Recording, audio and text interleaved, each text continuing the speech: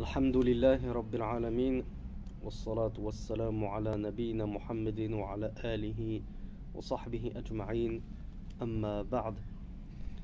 يقول شيخ الإسلام ابن تيمية رحمه الله: من فسر القرآن أو الحديث وتأوله على غير التفسير المعروف عن الصحابة والتابعين فهو مفتر على الله، ملحد في آيات الله، محرف في الكلم عن مواضعه، وهذا فتح لباب الزندقة والإلحاد، وهو معلوم البطلان بالاضطرار من دين l'islam. Là, Cheikh Mohamed Bazmoul, hafidhahullah, nous rapporte des propos très importants de Cheikh al-Islam ibn Taymiyyah qui nous explique comment il ne faut pas interpréter le Coran. On avait vu dans le cours précédent que ceux qui commencent à s'inventer des nouvelles interprétations du Coran en disant moi voilà il m'est apparu un nouveau sens parmi les sens qu'on pourrait donner à tel verset, et on se rend compte que ce sens-là, nul ne l'a précédé là-dessus, ni Rasulullah, ni les compagnons, ni aucun des pieux prédécesseurs. On a dit que ça c'était très très grave. Bien Cheikh al-Islam ibn Taymiyyah rahimahullah nous dit: celui qui va interpréter le Coran ou bien le hadith, hein, ça vaut pour le Coran tout comme le hadith, et il va l'interpréter selon autre chose que l'interprétation connue des compagnons et des tabi'in, c'est-à-dire il va interpréter le Coran et la Sunna selon un autre sens que ceux donnés par les salafus salih, fahuwa muftarin ala Allah, subhanallah. Regardez, quelle est la conséquence de ceci? Il nous dit: il sera quelqu'un qui aura fomenté un mensonge sur Allah. Pourquoi? Parce que tu prétends avoir compris le Coran et la Sunna mieux que les salafus salih. Donc forcément, tu es en train de mentir sur la religion d'Allah, puisque tu es en train d'avancer une chose que n'ont pas avancé les pieux prédécesseurs. Donc forcément, de deux choses l'une: soit c'est toi qui t'es trompé dans cette interprétation, soit c'est les pieux prédécesseurs qui ignoraient ce sens que toi tu as apporté. Mais c'est soit l'un soit l'autre, ça ne peut pas être les deux. Et forcément, on le sait tous, si tu apportes une chose que n'ont pas apporté les pieux prédécesseurs, forcément c'est toi qui t'es trompé. Ça ne peut pas être eux qui ont ignoré ce sens-là que toi tu as fini par trouver des siècles après, voire un millénaire après eux. Donc voilà pourquoi Cheikh al-Islam nous dit: celui qui va apporter une nouvelle explication, un nouveau tafsir, que ce soit d'un verset ou d'un hadith prophétique, il aura menti sur Allah, parce qu'il aura menti sur la religion. Il aura menti sur la religion en apportant une chose que ne connaissaient pas les pieux prédécesseurs. Il nous dit: wa mulhidun fi ayatillah. Il aura mécru au verset d'Allah. Mécru parce qu'il aura apporté un sens au verset d'Allah que lui seul a apporté. Jamais personne ne l'a précédé là-dessus. Donc ceci revient à mécroire en l'essence d'Allah selon l'exégèse qu'en ont fait les pieux prédécesseurs.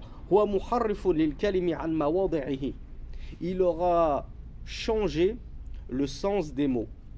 Il aura changé le sens des paroles d'Allah subhanahu wa ta'ala, puisque le sens des paroles d'Allah, de qui on les prend, de qui on les tient, comment on peut les connaître, via en tout premier lieu le messager d'Allah, ensuite via les compagnons et via leurs élèves. Mais ça ne sort pas du cadre des pieux prédécesseurs. Donc si toi tu nous apportes un sens nouveau aux paroles d'Allah, Cheikh al-Islam nous dit: en fait tu es en train de changer le sens des paroles d'Allah. Parce que Allah, le sens de ses paroles c'est par exemple ceci et cela, A et B, et toi tu viens de nous dire non, en fait le sens c'est C. Donc tu nous apportes un sens nouveau que ne connaissaient pas les pieux prédécesseurs. Tu es en train de changer le sens des paroles d'Allah subhanahu wa ta'ala. Et donc comme le dit Cheikh al-Islam, tu es un mulhid. Mulhid, c'est-à-dire que tu es sorti de l'islam. Al-ilhad, c'est tout ce qui est exogène à l'islam, tout ce qui est hétérodoxe. Il nous dit: c'est la porte ouverte à la mécréance. Tout simplement, le fait de commencer à inventer des nouveaux tafsirs, à inventer de nouvelles explications du Coran et de la Sunna, c'est la porte ouverte à la mécréance. Et comme il a dit vrai,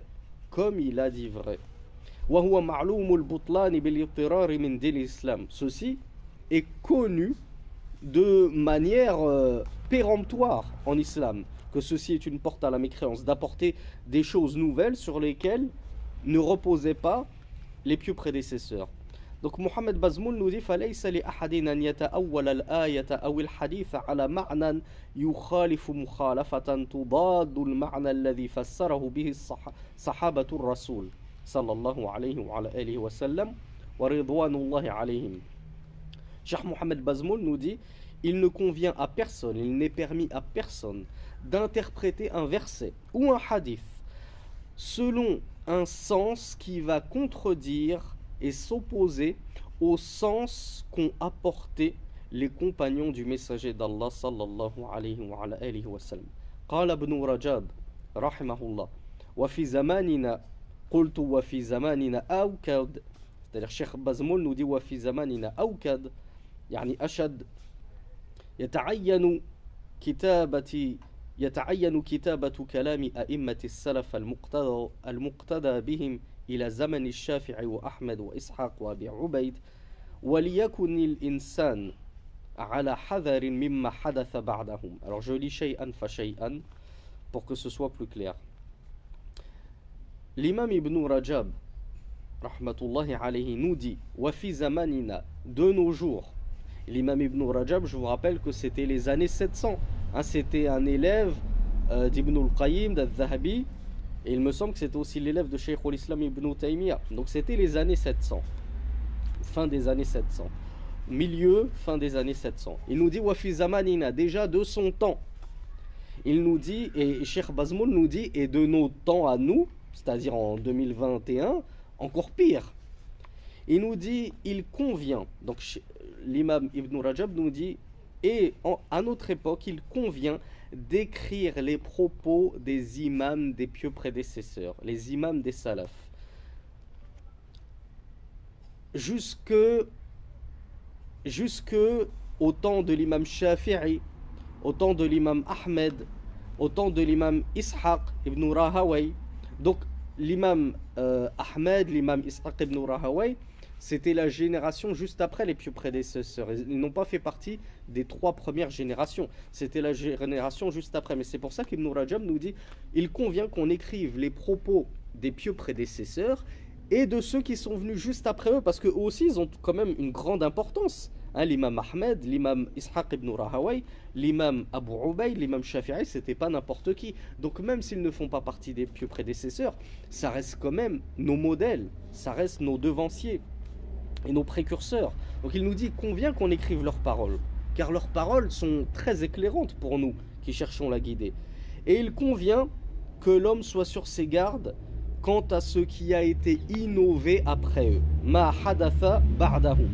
Il nous dit فَإِنَّهُ حَدَثَ بَعْدَهُمْ حَوَادِثْ كَثِيرًا. Après eux est arrivé un grand nombre d'événements, un grand nombre de nouvelles choses. وحدث من انتسب إلى متابعة السنة والحديث من الظاهرية ونحوهم وهو أشد مخالفة لها لشذوذه عن الأئمة وانفراده عنهم بفهم يفهمه أو يأخذ ما لم يأخذ به الأئمة من قبله. Il nous dit après eux, après cette génération à laquelle faisait partie l'imam Ahmed ainsi que ses contemporains, il nous dit après eux, s'est affilié au suivi de la sunna et du hadith parmi les zahirites. Donc on voit qu'Ibn Rajab avait un problème avec les zahirites. Pourtant, normalement, al-madrasa al-zahiriya hiya al-madrasatul khamisa fil islam. L'école zahirite qui a été instituée par Daoud al-Zahiri et de laquelle se réclamait le grand imam Ibn Hazm, on la classe comme étant la 5e école de jurisprudence. Et c'est une école reconnue quasiment par la majorité des savants. C'est une école respectable, hein, il ne faut pas la condamner. Mais l'imam Ibn Rajab avait un problème avec cette école. D'ailleurs, l'imam Ibn Rajab a une épître dont le nom n'est pas spécialement défini. On lui a donné un nom, je ne sais pas comment on dit, de manière posthume. Certains l'ont appelé Ar-Raddu ala man ittaba'a ghayra al-madhahib al-arba'a. Le réfutation contre ceux qui suivent autres que les 4 écoles. Mais que le titre soit d'Ibn Rajab lui-même ou non, le contenu c'est un peu ça. Ibn Rajab était contre le fait de ceux qui vont suivre autre qu'une des 4 écoles. Pour lui, voilà, de nos jours, il faut suivre soit l'école hanafite, soit malikite, soit shafi'ite, soit hanbalite. C'était son avis, c'est connu de lui. Des gens de science lui ont répondu, mais c'était son avis. Donc voilà pourquoi l'imam Ibn Rajab avait un problème contre la 5e école qui était le Al-Zahiriyya. Et il nous dit donc méfiez-vous que l'homme prenne garde à ce qui a été innové ou ce qui est venu après les 4 écoles, notamment en termes de Zahiriyya, les Zahirites. Alors c'est quoi les Zahirites? C'est un peu les littéralistes. Hein, les Zahirites, eux, s'ils prenaient le Coran et la Sunna au pied de la lettre, au sens premier. Ce qui leur a valu justement les critiques de bon nombre d'imams. Et il nous dit alors que ces gens-là sont ashaddu mukhalafatan laha. Ils sont les pires des contradicteurs et les pires des opposants au Coran et à la Sunna, li shudhudhihim anil a'imma, car ils se sont marginalisés des autres imams. Hein, ils sont sortis des règles et des fondements des 4 écoles avec leur littéralisme et ils se sont donc un petit peu marginalisés. Et il est connu que Ibn Hazm a essuyé de sévères critiques de son temps. Il a été marginalisé, mis sur le bord de la route, si on peut dire. Et je vous rappelle que Ibn Hazm, c'était un savant andalou. Et l'Andalousie, à cette époque-là, était majoritairement peuplée de malikites. Et il a eu des échanges un peu durs, un peu houleux, avec le grand savant Ibn al-Arabi al-Maliki. Ou je crois que c'était al-Baji, l'un des deux. Al-Baji ou bien Ibn al-Arabi al-Maliki, je crois que c'est al-Baji, j'ai un trou de mémoire, qui est un grand savant malikite. Et donc c'était un combat, qui a raison? Est-ce que c'est nous les Zahirites ou c'est vous les Malikites? Donc on voit que l'avis d'Ibn Rajab là-dessus, c'était que les Zahirites, ils s'étaient un petit peu marginalisés, singularisés, avec leurs avis un peu borderline, si on peut le dire, si on peut dire ainsi. Il nous dit وَانْفِرَادِهِ عَنْهُمْ بِفَهْمٍ يَفْهَمُهُ. Ils ont eu des compréhensions des textes que non singulières, que n'avaient pas compris ceux avant eux, ceux, les tenants des 4 écoles, hein, ceux qui s'affiliaient aux 4 écoles. Donc fin des propos de l'imam Ibn Rajab. Ça, Mohamed Bazmoul, s'il nous cite ça, c'est pas pour critiquer ceux qui sortent des 4 écoles. C'est pour critiquer ceux qui vont émettre des fatwas, des avis sur lesquels personne ne les a précédés. Et c'est un peu ce que voulait dire Ibn Rajab. Ibn Rajab nous dit les Zahirites en fait ont tenu des avis, des postures, des ijtihadat sur lesquels personne ne les avait précédés. C'est pour ça qu'il les condamnait. Parce qu'il disait personne ne les a précédés. Ils ont apporté des avis nouveaux qui n'étaient pas connus en islam. Je vous donne un exemple tout bête si ma mémoire ne me fait pas défaut. Et c'est un avis qui a été repris par Cheikh Mohamed Saïd Raslan, hafidhahullah, c'est que il est autorisé d'avoir commerce avec son épouse après la fin de ses menstrues et avant qu'elle ne s'en soit purifiée avec un rousl, avec le lavage, les ablutions majeures. Donc chez les 4 écoles, ce n'est pas autorisé. Tu ne peux aller à ton épouse qu'après qu'elle ait pris son rousl, ses ablutions majeures. Mais Ibn Hazm a défendu l'avis comme quoi il était possible de vaquer à son épouse, d'avoir commerce avec son épouse à partir du moment où elle n'était plus en état de menstru, même si elle n'a pas encore pris son rousl. Ça, c'est un avis singulier, marginal. Pourtant, il a été repris et défendu par Cheikh Raslan. Mais ce que veut nous dire Mohamed Bazmoul, c'est faites attention à ces avis marginaux sur lesquels les imams des 4 écoles, et qui plus est les imams des salafos salih, des plus prédécesseurs, ne les ont pas précédés dessus. Donc Mohamed Bazmoul hafidhahullah nous dit وَمِنْ أَجْلِ هَذَا الْأَصْلِ وهو فهم القرآن العظيم وسنة النبوية على ضوء فهم الصحابة ترى أهل السنة والجماعة أهل الحديث لا يخوضون في تفسير القرآن العظيم وبيان معاني الحديث بمجرد اللغة والري والمعقول بل ينظرون في الآثار ويجمعون ما جاء عن السلف في مصنفاتهم ويبنون عليه فقههم واجتهادهم على خلافهم أهل البدع والأهواء. Mohamed Bazmoul Hafizahullah nous dit, et en partant de cette base, la base c'est quoi? C'est que on ne fait pas des exégèses et des explications de hadith et du Coran de notre propre chef, de notre propre tête. La base c'est que on prend ces explications des salafus salih.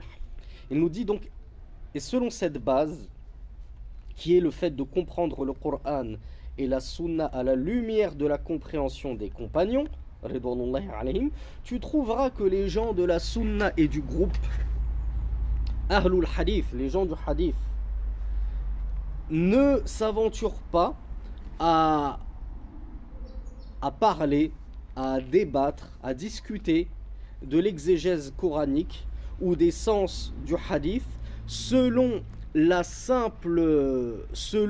simple aspect avec les simples outils que sont la langue, c'est-à-dire la langue arabe, ou al-ray, l'opinion, ou al-ma'qoul, qu'on pourrait essayer de traduire par la logique, les choses évidentes, les raisonnements, les syllogismes, toutes ces choses-là.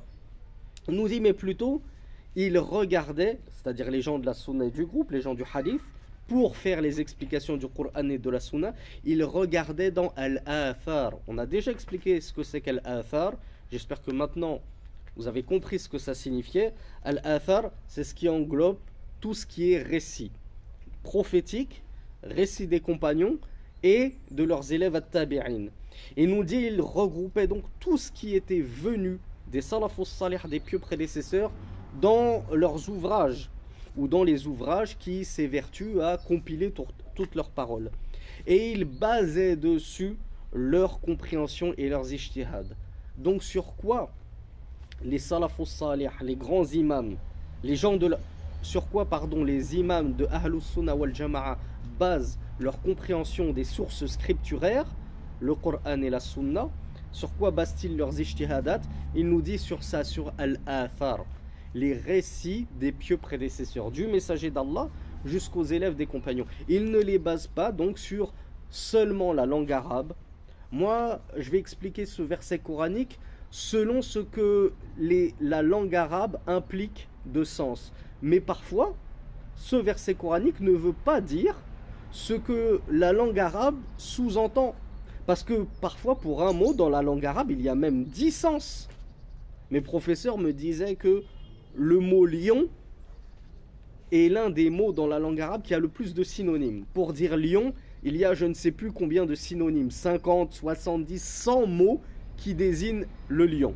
Al-Assad, Al-Harith, etc., etc., etc.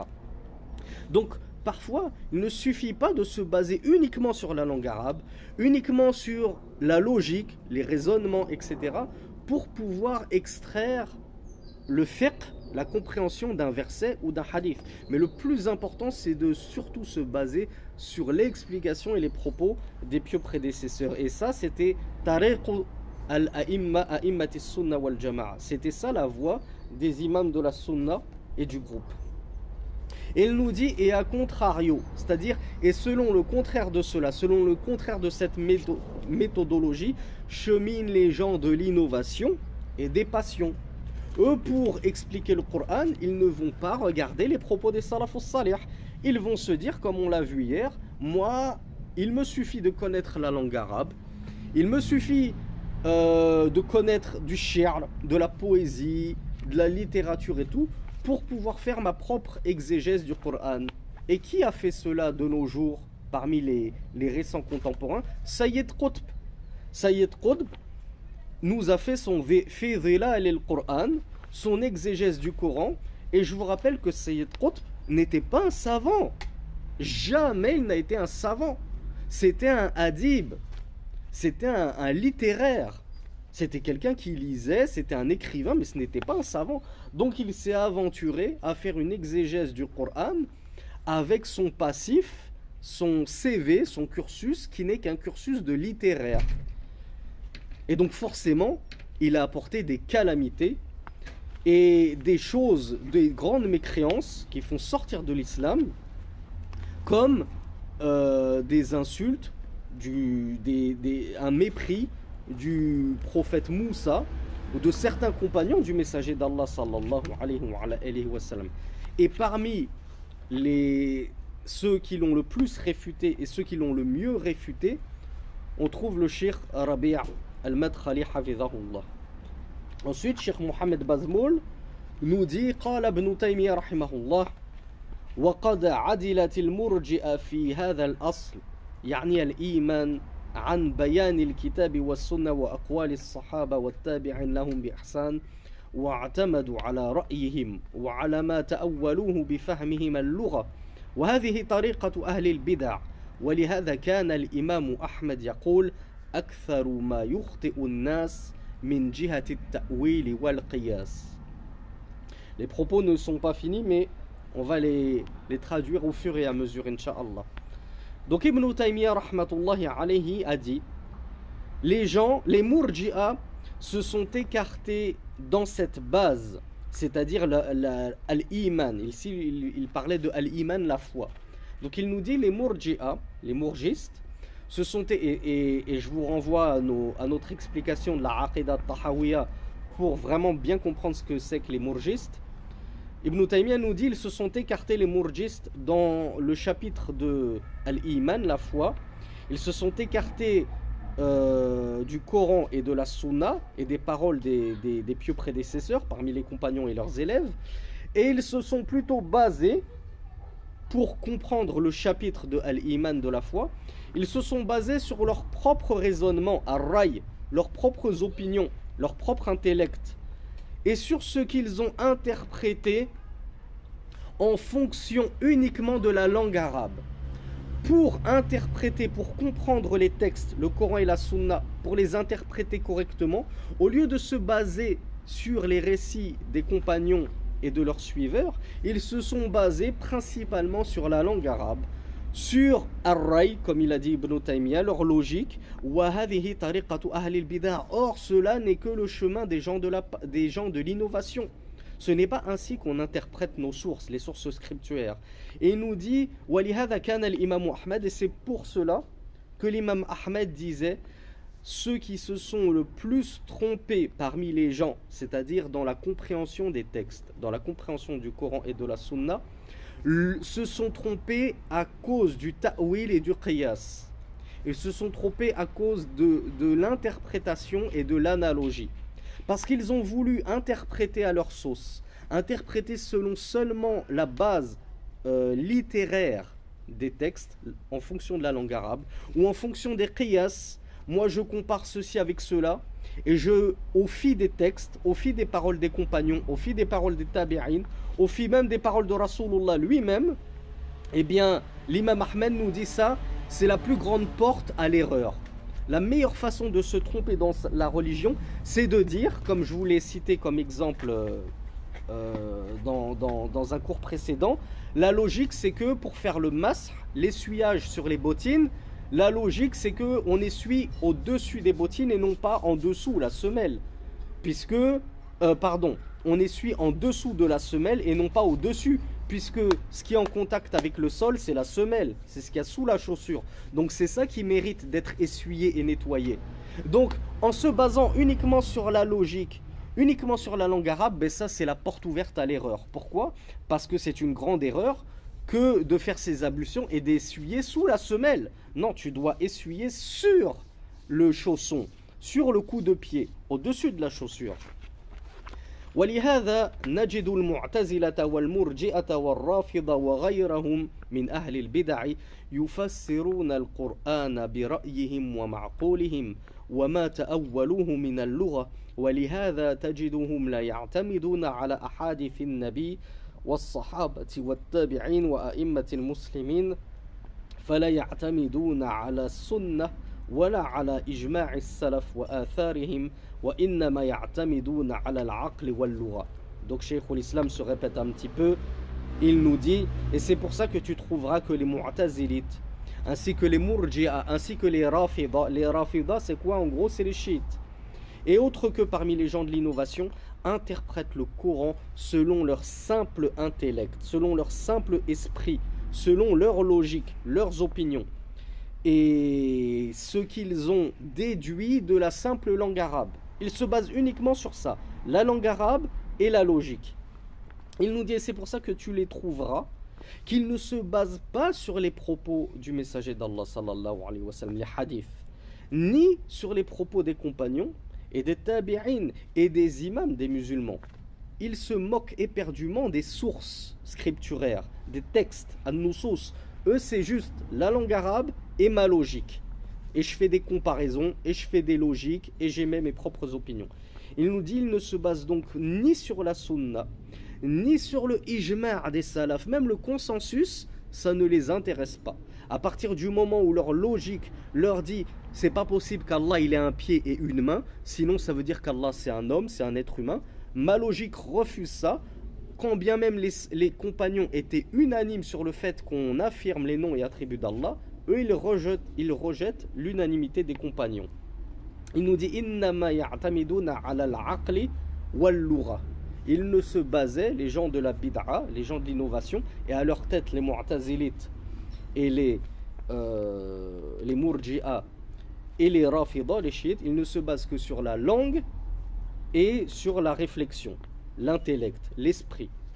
Il nous dit وَنَجِدُهُمْ لَا يَعْتَمِدُونَ عَلَى كُتُبِ التَّفْسِيرِ الْمَأْثُورَ وَالْحَدِيثِ وَآثَارِ السَّلَفِ وَإِنَّمَا يَعْتَمِدُونَ عَلى كُتُبِ الْأَدَبِ وَكُتُبِ الْكَلَامِ التي وضعها رؤوسهم وهذه طريقة الملاحدة أيضا إنما يأخذون ما في كتب الفلسفة وكتب الأدب واللغة وأما كتب القرآن والحديث والآثار فلا يلتفتون إليها. Encore une fois, il surenchérit en disant et nous les trouvons, ces gens-là, ne se basant sur aucun livre de tafsir, d'exégèse, comme par exemple le tafsir d'At-Tabari, le tafsir d'Ibn Kathir, le tafsir, l'exégèse de ceux qui sont bien avant eux, avant Ibn Kathir, il y a eu plein de mufassiroun, eux ils ne se basent pas sur les livres de tafsir, ils ne se basent pas sur les livres d'explication de hadith.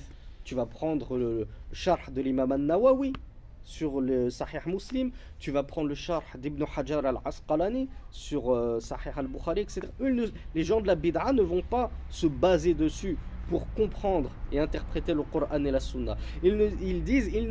Cheikh al-Islam dit, ils ne se basent que sur les livres de adab. Adab, c'est quoi? C'est la littérature. Ils ne se basent que, et comme je vous ai dit, comme Sayyid Qutb. Pour faire mon interprétation du Coran, je vais m'appuyer sur mon passif, sur mon cursus de littéraire, d'écrivain. Donc ce sont des gens cultivés, mais cultivés non pas religieusement parlant, mais uniquement littérairement parlant. Donc eux, ils ne se basent que sur les livres de littérature, ainsi que sur les livres de Al-Kalam. Et j'ai dit que je ne traduisais plus ce que c'était qu'Al-Kalam, vous savez ce que c'est maintenant. Qu'ont composé leurs têtes, les têtes de l'innovation ont composé des ouvrages dans Al-Kalam. Eux ils vont se baser sur ces ouvrages d'Al-Kalam pour dire ben voilà comment il faut comprendre le Coran, puisque dans nos sources on trouve que Allah il n'a pas d'endroit parce que c'est celui qui a créé les endroits, donc on ne peut pas dire qu'Allah s'est élevé au-dessus de son trône par exemple. Ça fait partie de l'un de leurs raisonnements caducs. Il nous dit ceci n'est ni plus ni moins que la voix des mécréants, la voix des incrédules, ceux qui ne croient pas. Ils agissent ainsi. C'est comme s'ils n'avaient aucune source divine, comme s'ils n'avaient pas de source religieuse. Il n'y a pas de Coran, il n'y a pas de Sunna. Ben, si tes sources sont tout autres que le Coran et la Sunna, quelle différence entre toi et un mécréant? Quelle différence entre toi et quelqu'un qui a mécru en Allah et en son messager? Il nous dit, ils ne prennent que des livres de philosophie, des livres de littérature, des livres de langue. Quant aux livres qui expliquent le Coran, c'est-à-dire les exégèses, les tafasirs, ou qui expliquent le hadith ou les athar, la yaltafituna ilayha. Ils n'y jettent même pas un regard, ils n'y jettent pas un œil, ils s'en détournent allègrement. هؤلاء يعرضون عن نصوص الأنبياء إذ هي عندهم لا تفيد العلم. Il nous dit ces gens-là, Les gens de la bid'a se détournent des récits prophétiques, car auprès d'eux, les récits prophétiques n'apportent aucune science. Pour eux, la science, c'est l'intelligence humaine, sachant que l'intellect humain est fortement déficient. Nous n'arrivons même pas à comprendre le monde qui nous entoure, l'univers, comment il a été créé, notre propre terre sur laquelle nous marchons, nous sommes incapables d'en comprendre les profondeurs les plus abyssales. Je me fais une plaie, j'ai du mal à comprendre le processus de cicatrisation. Et les molécules et les cellules qui sont impliquées dans ce processus-là. Tout ça, ça me dépasse.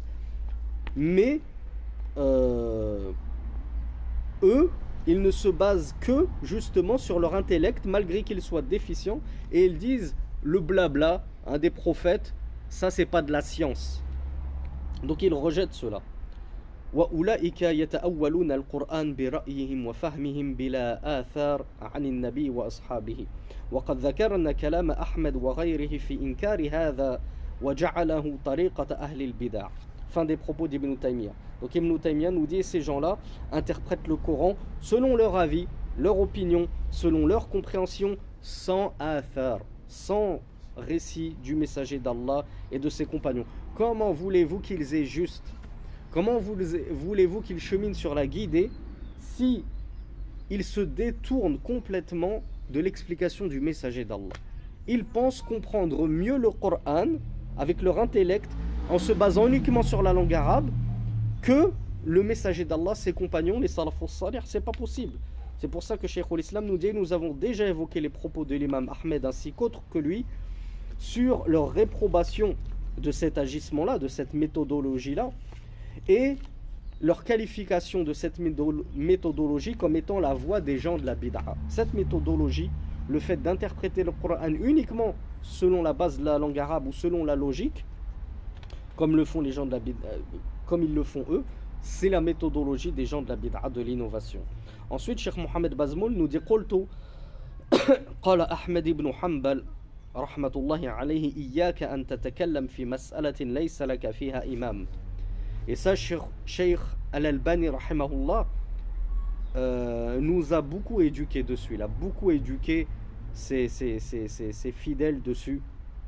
إياك أن تتكلم في مسألة ليس لك فيها إمام أو salaf. Donc Mohamed Bazmoul nous dit, l'imam Ahmed ibn Hanbal a dit, prends garde à parler sur un sujet, une affaire, une question donnée, sans que ne t'ait précédé un imam sur cette question. C'est-à-dire, on te pose une question, fais attention à ne pas donner une réponse que tu vas être le premier à apporter. On te dit, qui t'a précédé sur cette réponse que tu viens d'apporter? Tu dis, personne. Je me suis basé sur la langue arabe, je me suis basé sur la logique, je sais pas, j'ai l'impression que c'est logique. Non, on vient de le dire, c'est pas ça la science. La science, c'est qala Allah, qala Rasulullah, qala as-sahaba, qala as-salafus salih. Donc, l'imam Ahmed, et comme je l'ai dit en langue arabe, Sheikhuna Al-Albani rahmatullahi alayhi, nous a beaucoup éduqués, ceux qui l'écoutaient, ceux qui étaient auprès de lui, les a beaucoup éduqués. Attention à ne pas apporter de nouvelles choses dans la religion. Ne parle jamais sans avoir un prédécesseur dans ta parole. Si tu amènes une parole, tu dois être en mesure de dire un tel m'a précédé là-dessus. Je dis que ça c'est haram, je dis que ça c'est halal. On me dit oui mais tu sors ça d'où? Je dis quelqu'un l'a dit avant moi. C'est pas moi qui l'ai inventé. C'est pas moi qui ai inventé ce jugement. L'imam Ahmed l'a dit. L'imam Malik l'a dit. L'imam Sufyan al-Thawri l'a dit. L'imam Ata l'a dit. Etc, etc, etc. Mais tu dois avoir quelqu'un qui t'a devancé. Mais si tu apportes une chose, on te dit c'est quoi ton dalil, c'est quoi ta preuve? Tu dis ma preuve c'est la langue, en langue arabe ça veut dire si. Et selon le qiyas, selon l'analogie, forcément ça ne peut être que ça. On te dit d'accord, mais forcément quelqu'un a dû te précéder. Si c'est si logique que ça, qui t'a précédé? Si tu n'as aucun nom à avancer, alors sache que tu t'es trompé et que il aurait mieux valu que tu te taises. Donc l'imam Ahmed te dit, ne te prononce pas sur une affaire, sur une question, sans que tu n'aies un imam qui t'ait précédé là-dessus. وهجر الأحاديث والآثار السلفية واعتماد مجرد اللغة والعقل في فهم القرآن والحديث طريق ركبه في هذا القرن أهل الاستشراق فإن أحوجهم البحث إلى خبر نقلوه من كتب الجاحظ أو من كتاب الأغاني أو من العقد الفريد فإن ضاق عليهم النقل قالوا هذا مقتضى العقل. Cheikh Mohamed Bazmoul nous dit, et le fait de se détourner, de boycotter les hadiths, les athar salafis, les récits des salafs, et de se baser uniquement sur la langue et sur l'intellect dans la compréhension du Coran et les hadiths, ceci est la voie qu'ont emprunté de nos jours les orientalistes, ce qu'on appelle al-mustashriqin, al-mustashriqun, les orientalistes. Il nous dit, et eux, leur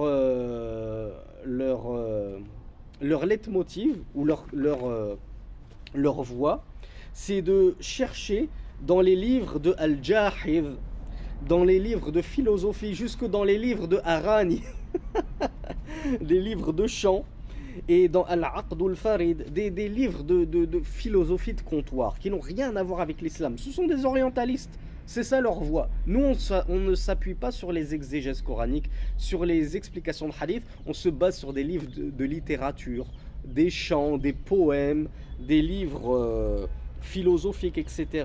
Ils nous disent, et lorsqu'ils ne trouvent pas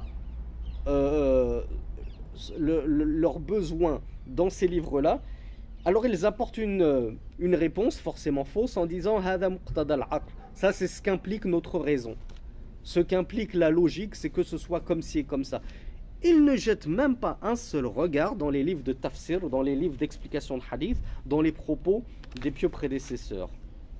فالمسلم الذي يتبع ما كان عليه النبي وأصحابه يقيد فقهه وفهمه للقرآن العظيم والسنة النبوية بفقه الصحابة رضوان الله عليهم لا يخرج عنهم فإن بدا له اجتهاد أو نظر في مسألة نظر هل له سلف فيها يأتم به وإلا ترك إذ كل خير في اتباع من سلف وكل شر في ابتداع من خلف وعليكم بالأمر العتيق. Cheikh Mohamed Bazmoul Hafidhahullah, et on va s'arrêter dessus parce que la citation est trop belle. La dernière citation est magnifique et je vous enjoins à la prendre. Il nous dit: le musulman suit ce sur quoi était le prophète et les compagnons. Tu prétends être musulman, ta voie c'est le suivi du prophète et des compagnons. Tu ne peux pas avoir d'autre voie si tu es sincère dans ta prétention à l'islam. Parce que c'est ça l'islam, c'est la salafiyya, on l'a déjà dit.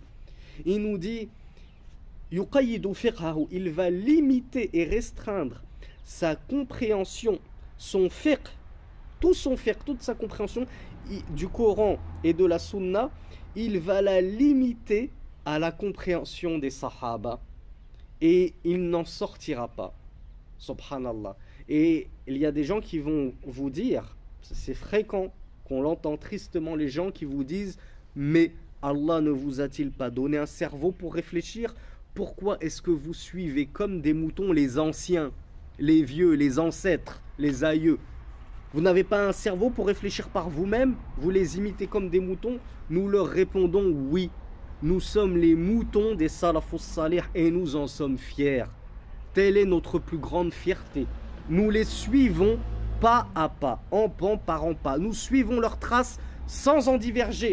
Comme le dit Mohamed Bazmoul, notre intellect, on le restreint aux seules paroles des salafus salih. On n'a même pas besoin d'essayer de réfléchir par nous-mêmes comment comprendre le Coran, comment comprendre ce hadith. Si je dois me faire une compréhension de ce verset ou de ce hadith, je n'ai même pas à faire fonctionner mon esprit. Je regarde ce qu'ont dit les pieux prédécesseurs. Et c'est ça la science. La vraie science, c'est ça. Et ceux qui se vantent d'être justement des scientifiques, moi j'ai un cerveau, moi Allah, il m'a donné un cerveau, c'est pour réfléchir. Et donc la vraie science, c'est de réfléchir par nous-mêmes, pas de cheminer derrière les vieux comme des moutons. Et ben on te dit, tu n'as rien compris à ce que c'est que la science en islam. Ça c'est la façon de conceptualiser la science des koufars. Ça c'est les koufars qui conceptualisent ainsi la science. Pour les koufars, suivre les anciens revenir au Moyen-Âge, pour eux, c'est pas de la science. Pour eux, c'est de l'archaïsme. C'est justement l'ignorance même. Nous, on dit, l'ignorance, c'est ce que vous faites vous. De penser que vous, en 2021, vous pouvez mieux comprendre le Coran et la Sunna que les pieux prédécesseurs. Quelle plus grande ignorance que cela. Mais plutôt la véritable science, c'est de ne même pas faire fonctionner notre cervelle. Je sais que ça peut choquer certains d'entendre ça, mais c'est la vérité. La vraie science, c'est que tu ne fais même pas marcher ta cervelle. Tu suis ce qu'ont dit les pieux prédécesseurs. Et tu gagneras le paradis, Akhi. Même si les gens te traitent de vieux, de dépassé, de has-been, de moyenâgeux, etc., etc., etc. Laisse-les parler. On verra bi'idhnillah à la fin qui sera au paradis et qui sera chassé du paradis, refoulé à l'entrée du paradis. Donc Mohamed Bazmoul nous dit cette phrase très importante. Le musulman, il va restreindre son intellect, sa compréhension des textes, sa compréhension du Coran et de la Sunna à la compréhension des Sahaba. Et il n'en sort pas. Il n'a pas besoin d'essayer de trouver une explication, une exégèse par lui-même. Il se cantonne aux propos des Sahaba et de manière un peu plus globale des pieux prédécesseurs. Il nous dit, s'il lui apparaît un ijtihad, il se dit, tiens, moi j'ai l'impression de comprendre ce verset ainsi. Ce hadith, j'ai l'impression de le comprendre de cette façon-là. Mohamed Bazmoul nous dit, il doit regarder si sur cette question, il a eu un salaf ou non. C'est ce qu'on vient de lire de Cheikh al-Islam ibn Taymiyyah. Il se peut que tu aies une lumière, que tu aies, comment on appelle ça, un éclair de génie, qu'il t'apparaisse quelque chose du Coran et de la Sunna. Ça peut arriver, tu te dis, tiens, ce verset-là, certes, il est descendu il y a 1443 ans, mais là, en 2021, je me demande si on ne pourrait pas l'appliquer sur telle question et se baser sur ce verset ou ce hadith pour répondre à telle question. Bien, Cheikh Mohamed Bazmoul nous dit, si tu as un ijtihad, que tu as une opinion, pèse-la à la balance des salafus salih. Regarde si quelqu'un t'a précédé là-dessus. Si l'un des salafus salih, des pieux prédécesseurs, t'a précédé là-dessus, alors vas-y, fais-nous part de ta découverte. On l'acceptera avec grand plaisir. Pourquoi? Parce qu'en réalité, tu n'as rien découvert. Tu as juste suivi sans le savoir les pieux prédécesseurs. En vérifiant, tu t'es rendu compte que, ah oui, finalement, Abu Hanifa, il avait déjà dit ça. Finalement, Saïd ibn Jubayr avait déjà tenu cet avis. Finalement, Abu Huraira avait tenu cet avis. J'ai rien inventé en fait. J'ai eu une inspiration et finalement, mon inspiration concorde avec l'un des propos de l'un des salafus salih. Le Cheikh Mohamed Bazmoul nous dit, si tu as un salaf, alors il n'y a aucun problème. Mais si tu ne trouves pas de salaf, si tu n'as personne qui t'a devancé, précédé sur ton ijtihad, tarakahu, délaisse-le, abandonne cet ijtihad, n'y prête plus attention. Et ne t'accroche surtout pas à cet ijtihad. Parce que, law kana khayran, la sabaqouka ilayh. Si c'était un bien ton ijtihad, si tu avais trouvé une chose bien, une saine compréhension, il t'aurait précédé là-dessus, les pieux prédécesseurs. Il nous dit car, et c'est là que je veux que vous appreniez, si possible en arabe, cette maxime, cette phrase magnifique, إذ كل خير في اتباع من سلف وكل شر في ابتداع من خلف. Tout le bien se trouve dans le suivi de ceux qui nous ont précédés, as-salaf, les pieux prédécesseurs, et tout le mal se trouve dans l'innovation de ceux qui ont succédé al-khalaf par opposition au salaf. Donc tout le bien se trouve dans la voie des pieux prédécesseurs, et tout le mal se trouve dans ce qui est exogène à la voie des pieux prédécesseurs, sur les innovations qu'ont ramené ceux qui sont venus après les pieux prédécesseurs. Wa alaykum bil amri al-atiq. Donc cette phrase, à la base, c'est une phrase d'Ibn Mas'ud et reprise par Mohamed Bazmoul. Je vous enjoins à l'apprendre. Lorsqu'Ibn Mas'ud nous dit alaykum bil amri al-atiq, c'est-à-dire accrochez-vous à l'affaire primordiale, originelle. C'est quoi l'affaire primordiale? Ce qui est venu en tout premier, c'est quoi? Al-Qur'an wa Sunnah. Bifahmi salafil umma, avec la compréhension des Sahaba et de leurs élèves. Accroche-toi à cette affaire ancestrale, l'islam originel. le Coran et la Sunna, selon la compréhension des pieux prédécesseurs, ne t'attachent à rien d'autre. Ne t'attache pas à la compréhension de ceux qui sont venus bien après les salafus salih et qui les ont contredits sur certaines questions, comme par exemple Al-Ash'ira. Ne t'accroche pas à la voix des Ash'ira dans le dogme, dans la croyance, parce qu'ils ont apporté des interprétations sur lesquelles n'étaient pas les pieux prédécesseurs. Ne t'accroche pas aux Jahmiya, aux Murji'a, aux Jabriya, etc., etc., etc. Et on va s'arrêter là. Wallahu ta'ala a'lam. Wa sallallahu ala nabina Muhammad. Walhamdulillahi rabbil alamin.